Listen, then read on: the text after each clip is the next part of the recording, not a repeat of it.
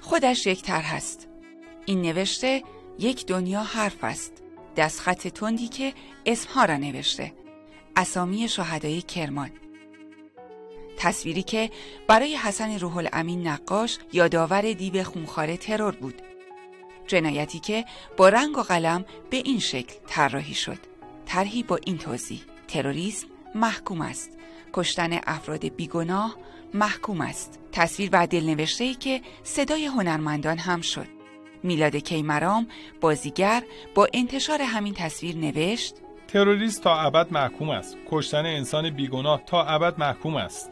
ملیکا زارعی هم از صدای بیگناهان در این حادثه گفت: این فریاد بیگناهان غلتیده در خون است که این روزها ماندگار می شود. پیر، جوان، مادر، کودک.